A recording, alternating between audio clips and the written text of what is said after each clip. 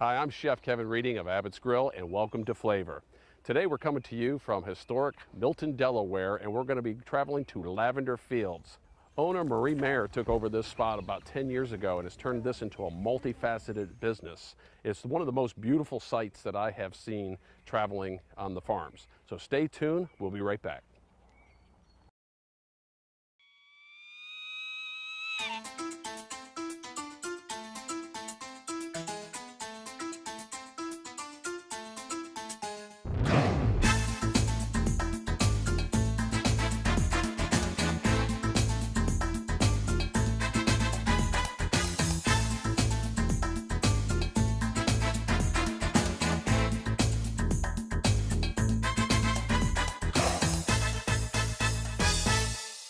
When Abbott's Grill throws a party, you know it has to be good. From small business lunches and cocktail parties to full-service wedding receptions and off-site catering, Abbott's Grill makes planning simple and stress-free. We take care of every detail so you can enjoy your event.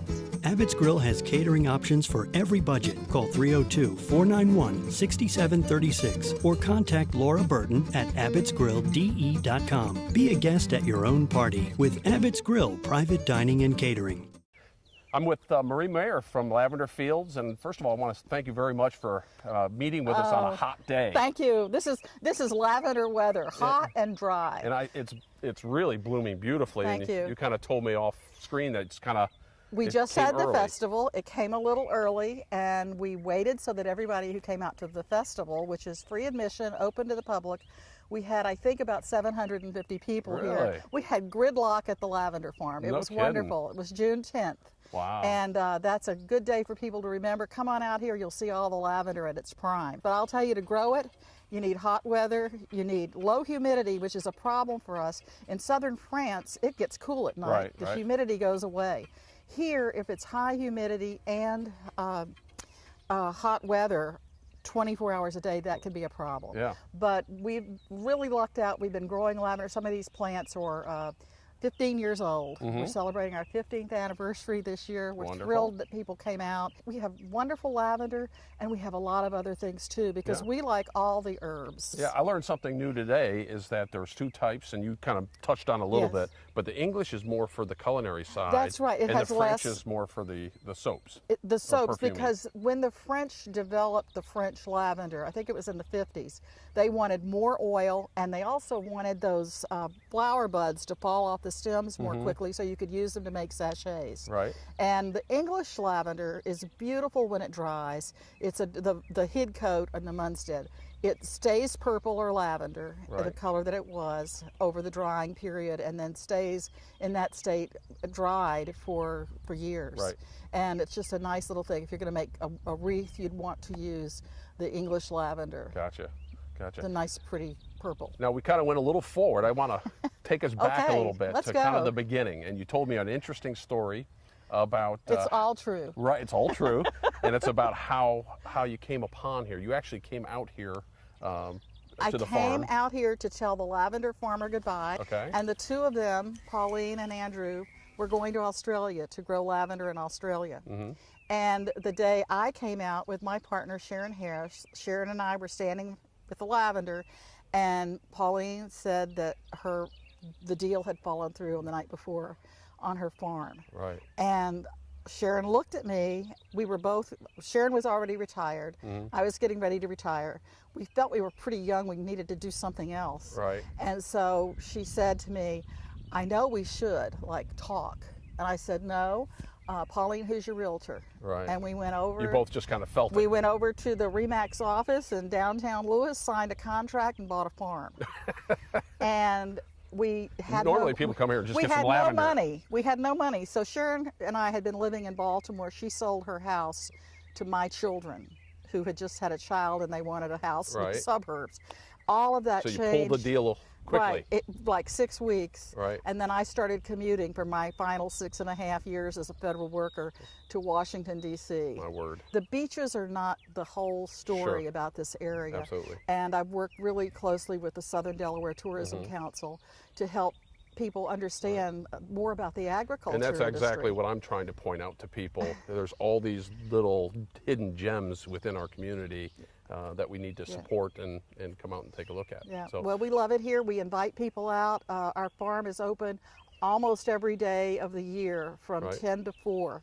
Yeah. Everything you see handmade on this farm, and we make a lot of it, is because our customers were informed and they knew what we should be doing before we knew. helped you. I bought books the first 6 months that I owned the farm, $500 worth of books on not only how to grow lavender, how it related to the other herbs in cooking, which it's just delightful. Right.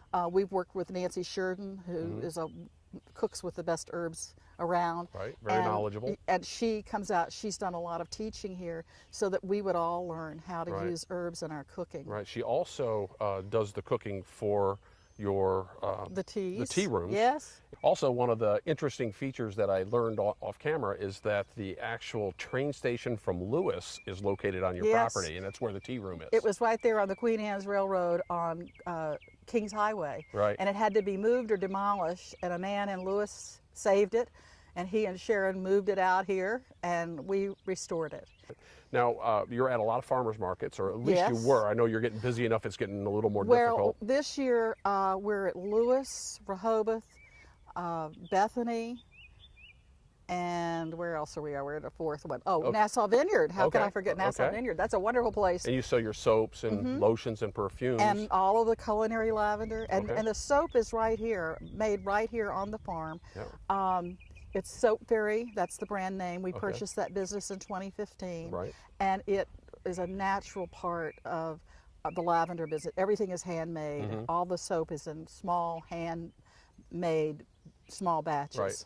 And I saw a number of lotions. I saw Yes. foot lotions and Sugar bath scrubs, and right. Yeah. We do cleaning products for your Right. home that have lavender in it. We have a rug cleaner and some hand washing detergent. So we're ready to help you make your home smell great. excellent. Great scent. Do you have a website, or is there? It's Lavender Fields DE for Delaware. Okay. LavenderFieldsDE.com. Okay. Great venue to get married at. I'd like to at some point maybe talk with Nancy. I and hope maybe you will. Yeah, let's take She's a look our around expert. let's take a look around the farm, and very informative. Is there any other last minute things that we need to know? Let me tell you about the best room in the house. okay. We restored the farmhouse that was built in 1890. Okay. And we've done a full genealogy of the property so that you know what was taking place in about 1680 when it was a William Penn patent farm. This was the Lewes dairy cow, one of the Oh, dairy was it? cow places, when it had 173 acres about 1940. Okay. Our Grove, where we do all of our talks, we have a free talk every Wednesday morning at 11 in the Grove. Excellent. Okay. Well, thank you so much. Thank you, Kevin. You were the first chef that I met. I came in and gave you some of our lavender, like Right. you were doing a farm to table. Right. You were the very first chef, and I thought, oh my God, I'm so nervous. And you acted like it was so normal, Yeah, you know? come on in. Thank you for bringing such a feeling of hospitality to your restaurants and to Southern Well, Delaware. I appreciate really that. appreciate Very it. kind of you. You've done a great job. Thank you. Well, Thank you. stay tuned. We'll be right back.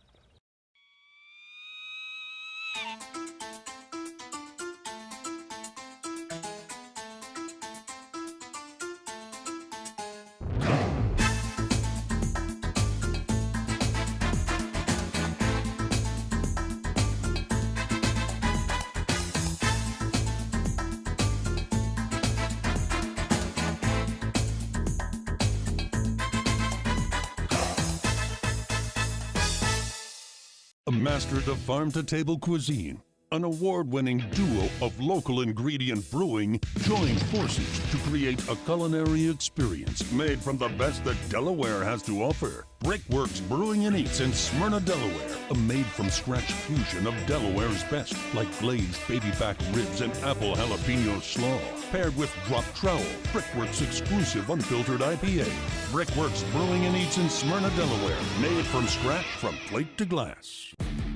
Hi, welcome to Miss Billion Fitness. Everything from step mills to treadmills, arc trainers, ellipticals, upright bikes, recumbent bikes, and even a couple of rowers. At Miss Billion Fitness, we have over 23 classes on the schedule every week, from body pump to kickboxing to boot camps, spin classes.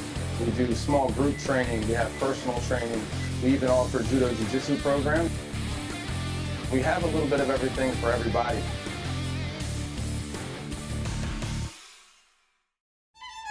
Hey, Eric here. Don't miss a thing at Mississippi River Brewing, the world's premier craft brewery located in Milford, Delaware. Stop on by for a sample, or a six-pack, or a growler, or if you just want to stop by and have a pint. Check us out at MississippiRiverBrewing.com. We're in the tea room here at the Lewes, well, the formerly Lewes train station, and we're with Nancy Sheridan. We've known each other a long time, and I'm learning more about your history on this interview here. And I didn't realize you had the cafe in Milford, and I knew you when you had the cooking school, but you've had a long lineage of culinary background. I have, but I decided at a rather advanced age that if I was going to get into having my own restaurant, I'd better do it. Right. And I did it. And I decided to move it into Milford because that's where I decided to settle. Nice. Yeah. Now I had been involved in the White House Right. With Mrs. Ford in looking at menus and how she liked entertaining and using local food. Really? And I got an appreciation for that because she said, if the president of France is coming to here, Right. he doesn't need French food. Right. We're going to highlight American. Yeah. So it was American cheeses, American wine, and I got an appreciation for that. Wonderful. So when I decided to open my cafe, I decided to source locally herbs Right. and any food that I could. So that's what I did. I had a cafe Well- downtown Milford, and then I met you Right. when you moved into Milford, Yeah. which was a great thing that you did for the town. Well, we do what we do, right? Yes, And yes. we all have a passion. You could tell with Maria when we talked with her earlier, Yeah. she definitely has a passion. Absolutely, and it's Right. it's contagious. Yeah. Now you joined forces with her a little over a year ago, although you have known her for quite a long time. And did you help advise or just with communication on some of the lavender and food related things? Well, I did because food is my passion. Right. That's the way I used to relax when I had a high-powered job and very stressful. I go home and cook. And when I decided that I wanted to have my own business and grow herbs and use herbs in cooking because herbs are healthy, they're a great substitute for sugar and salts in your cooking. And that's what I wanted to do. And I met Marie and Sharon years ago, 11 or 12 years ago, when they had moved into town, when I still had my cafe. Right. And they asked me if I would help them when they had requests for lunches out here on the farm. Right. And I would use lavender in anything that I possibly could. I love using it. I love the herb de Provence. A lot of people don't realize that lavender can be used in the kitchen. Right. Now, They were you think of it- making your own herb de Provence? I was. Right. And the little ingredients to kind of give them a little background. Everybody. Does a little different. They could. Right. And it depends on what they have growing. Right. And it's almost like a favorite chili recipe, you know, or everyone Omit has their one. own. Yeah. Yes. I do like using, obviously, lavender is the primary ingredient. I'll use summer savory, thyme, a little bit of rosemary if I can. I'll switch it up depending on what kind of meat that I'm using it for, or vegetables. A lot of people don't know that you can just make a beautiful dressing of olive oil, salt and pepper, and herb de Provence and tossed your potatoes or asparagus. There's so many wonderful ingredients in there. I tend to use fennel seed. I dry it, maybe even a little tarragon, dried tarragon. And it all depends on what's in season. As I said, I will dry my herbs, Right. but if it's fresh and whatever comes in, I'll use those ingredients in my own little herb de Provence. It depends on what I'm doing. Now today you actually have a tea, so we got to get out of your hair shortly. But you're doing like a 2 or 3 course type thing. It's all small, petite type. Yes, yes. When the train station was moved here, and Marie and Sharon decided they wanted to turn it into a tea room and a commercial kitchen to produce food products here to be sold in the gift shop and the farmers markets. They asked me because we've had a long association, and I had a cafe, I had a cooking school. So they asked me if I would help develop their commercial kitchen. Nice. Which is what I've done. Right. And that way, and then we highlight the products in the scones. I've been to Europe, and they use lavender extensively, more over there than we do here. we're educating people about using herbs, lavender in the kitchen. Must kill them to get the lavender from England. Right? Yes. Or they trade yes. some soap. Yeah, that's right. There's a lot of that going on. Right. But I like to highlight lavender in the tea products that we're using. So we'll do 3 different sandwiches, 3 different scones, and 3 different desserts. Wonderful. And we'll use the lavender in sugar to either sweeten tea or use it as a coating for the sugar on a creme brulee. Right. And then, set it afire and let that caramelization take effect. And then the salt, we use it a lot in infusing salt with the lavender. Right. Now you have for them to get up with you, or how do they reserve this room? Well, there is they can contact Lavender Fields here by phone, or they can visit the website. But I suggest contacting Lavender Fields directly here. Yes. Okay. By and you phone. do. I mean, it's not a huge room, but maybe for 15, 20 people, maybe. It would be a maximum of 15. Okay. Yeah, 15 because people. we want everyone to be comfortable. Right. So we can set all of the tables. I've had 15 in here, plus of our size, and then some come surprise, little folks, and setting the tea for the little ones. So we can, but it's comfortable with 15. Yeah. Well, good deal. It's a beautiful room and continued success, and it was Kevin. good to see you again. Thank you. It's wonderful. Anytime we can talk food, I'm happy. Thank you. You're welcome.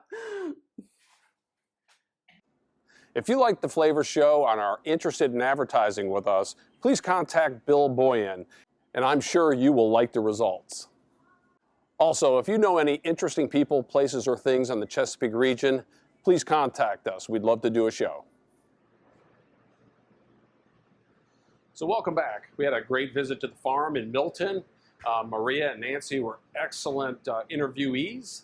And so we came back to the kitchen. They were kind enough to give me a couple of wonderful ingredients here. This is fresh lavender they just picked today. This is the dry lavender that is available at their store, as well as a lavender sugar. We're going to use that here in a second. And they also gave us an herb de Provence. And in the herb de Provence, they have basil, savory, rosemary, tarragon, lavender, fennel, as listed as ingredients here. And they're all dried. So what I did off camera, it's still kind of coarse. So I wanted to make a rub for a steak. I have a little pin bone steak here. And I'm going to go ahead and blend this down and add a little bit of salt and white pepper to it. What I should say is I've already done that. So Nancy brought out a really good point about using herbs and spices in lieu of salt, and so I thought, or sugars. So I thought that was a great point to be made. I have the steak here, and so what I'm going to do is I have a little roasted garlic here. I'm just going to try to press it into the steak, and we'll try to do that on either side. And I have a grill pan behind me heating up. I'm going to season with a little bit of the seasoning, and I'm going to do it fairly liberally because it's got to penetrate all the way through the steak. So I like to have a nice little crust. So we're going to let that sit for just a second and go move on to our next thing. Lavender seems to do real well with a number of ingredients, and one of them is lemon. So I'm going to do a lemon creme brulee. So in a pot behind me heating up, I have 1 quart of Lewes heavy cream. I'm going to take a little fresh vanilla, cut right down the center, and just with the back of my knife, I'm just going to kind of peel it so that some of that vanilla comes out like that, and we'll put that in there to steep for a few moments. I think I just need 1. I'm just doing a 1 quart batch.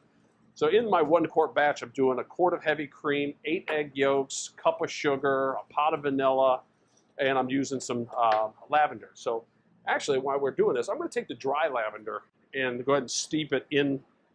So you don't want to use too much, but I'm going to steep it in there with about a tablespoon of lavender, and then we're going to do a lavender sugar on top. So over in this bowl, I'm going to put my cup of sugar, my 8 egg yolks, and I'm going to do the zest on my microplane of probably 2 lemons here.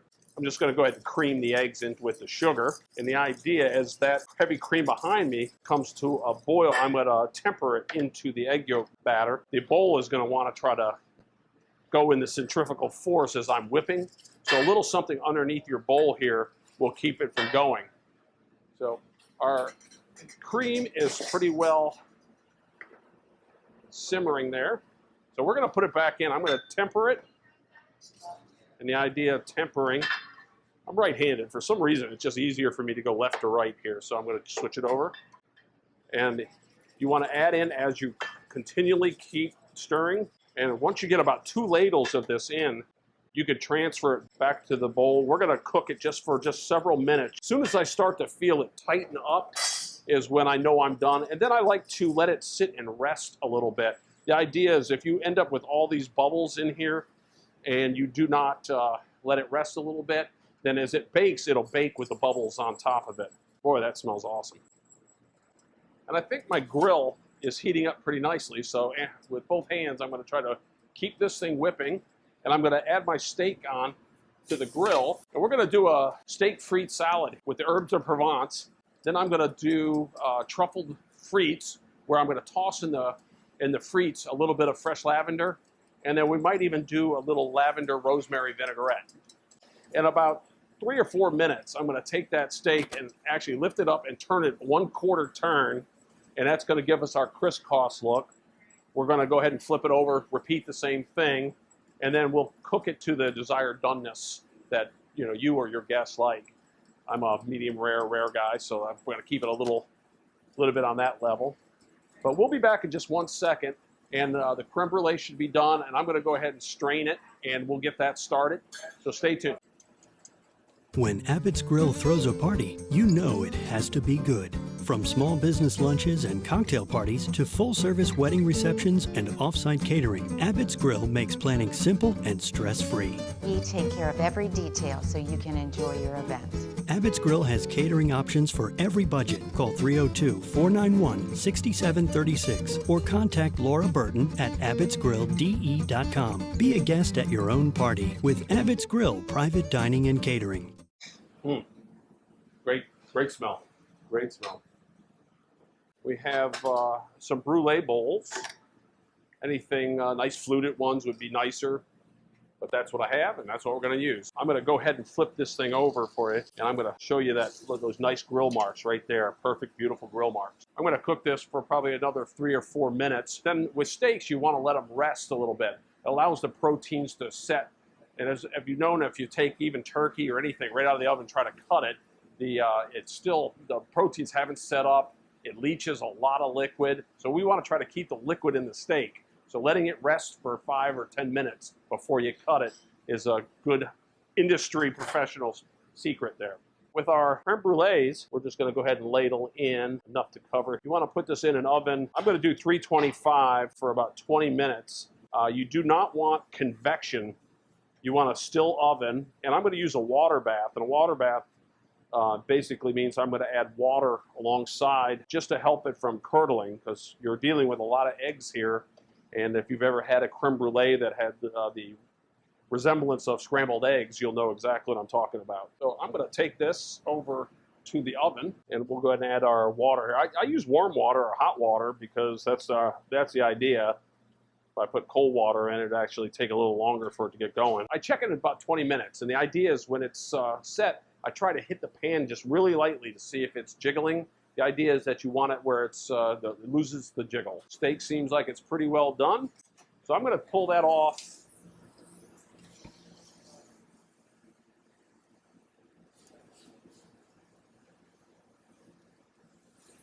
And I'll go ahead and assemble a salad here in a second, and we'll go ahead and show you how we would present that. So stay tuned. Went ahead and just chopped a little bit of fresh lavender with the rosemary. We'll take a little bit of the shallot. And this one, I'm just trying to keep it real plain and simple. Pinch of salt, touch of blended oil. I'm just going to use about a ½ cup. This is not going to be a large amount. Let's take half of one of the lemons that we used the zest on. Just a touch of honey for sweetness. I'm just going to use a touch of sherry vinegar. I love the flavor of sherry vinegar with steak and honey. So that's our vinaigrette, very simple. Maybe put a little pinch of pepper in there. I always season my salad with a touch. We'll go ahead and add a touch of this vinaigrette to it. A We'll toss that. In the salad, I have some Tuscan kale, arugula, some romaine, cherry tomatoes, portobello mushrooms, a little edamame. So we're going to go ahead and fill that. I'm going to go over to the fryer and get my frites. But in the meanwhile, go ahead and grab our steak here, which has been resting. Looks like it's bigger to smaller here, so we're probably going to have a little bit of a rareness to, I don't know, medium. Cutting it on the bias. We'll just kind of take a look at that, how nice and rare that is there. So I'm going to take it. We'll fan that out like that, and I'll be right back with my frites. So I have the frites here, cut on a French mandolin. I did a double blanch to get the crispness. What I do is I put it down for maybe 15, 20 seconds, then kind of let it sit up, kind of cool down a little bit. Then we blanch it. It really pulls out the starches to really give you crispy frites. I have a little salt, pepper, and I put a little bit of the lavender flower that I just picked, and we'll just go ahead and just stack that on top. So we went ahead and pulled out our creme brulee, let it rest for a little bit, and then put it obviously into the refrigerator to let it set. So it's good to do this the day before. And I'm going to put that lavender sugar on top, have a little clean topping there. Then we are going to try to get see if we can get our torch to cooperate with us. When you're bruleeing, it's actually kind of move it around, so you're not just getting one area, you're kind of heating and melting the sugars. There we go. Yeah, it's good right there. You don't want to get it too far, but then you want to let this cool for just a second, kind of like a little lemon zest rose. Then you could fill that with whipped cream or something else to the side. I made a watermelon lavender lemonade here, garnished it with the fresh lavender. I took a simple syrup and then infused the lavender into it. So I had a lavender syrup, strained that out, and then I blended fresh watermelon with the simple syrup, and then added that to lemon juice to the consistency you want, the sweetness you want. And then I just garnished it here with a little bit of fresh lavender sprig, and some fresh lemon here. If you want to put a couple cubes of watermelon in there, I think that'd be great. If you're a mojito drinker, you might want to add a little mint and some rum to this, and it'd be a perfect summery, hot summer day cocktail. But there you go. We had the steak frites that we did with the roasted garlic, lavender, herbs of Provence, the truffle frites with lavender. We did the lemon lavender creme brulee, and then we did our cocktail. So I'm Chef Kevin Reading. I hope you enjoyed today's episode of Flavor. We'll see you next week. If you like the Flavor Show and are interested in advertising with us, please contact Bill Boyan, and I'm sure you will like the results. Also, if you know any interesting people, places, or things in the Chesapeake region, please contact us. We'd love to do a show.